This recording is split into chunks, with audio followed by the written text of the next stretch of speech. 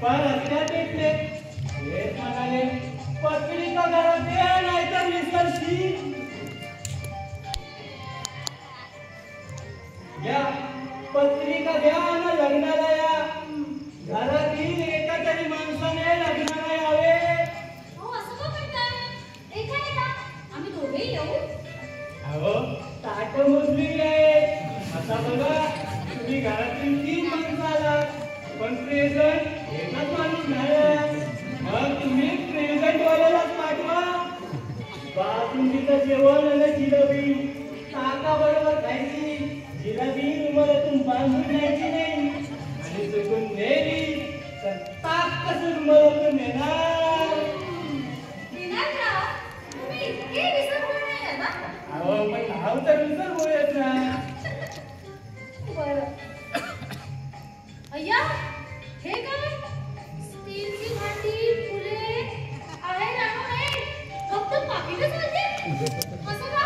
अहो जमाना बदललाय काय तर जाऊन कॉम्प्युटर आलाय गुगल काय सुगल काय अहो काय त्या हंडापाशी तांब्याचा जमाना जायचं म्हणून कसं तुम्ही ना 2-4 हजार प्रेझेंट पॉकेट मध्ये भरा. 2-4 हजार अहो हे म्हणजे खूप आहे. 100 वर्ष ठीक आहे ना. अहो ते तर चिल्लर आपण खरेदीला किती खर्च करतो. बाटल्या टोके खंबे घरात किती लागते सांगा. हल्लीच्या नावामध्ये रात्रभर ठिकाणा करतात. काय नाचतात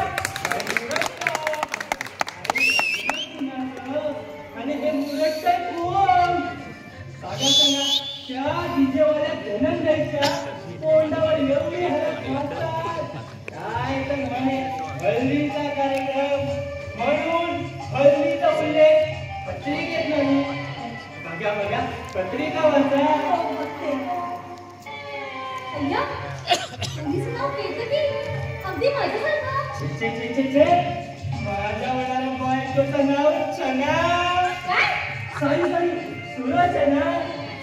पण हा चना गेला कुठे आणि पत्रिका गेली कुठे. आयला हा गोंधळात गोंधळ. रात्री माझ्या बायकोची साडी एवढी नेसली होती मला वाटलं माझी सुलोचना आहे. तेव्हा तो हा गोंधळ झाला तो आतापर्यंत गोंधळ. हा गोंधळ रात्र उलटून गेली तरी संपलेला नाही. तिची पत्रिका इकडे आणि माझी तिकडे आईच्या गावात झेंगा खेळ.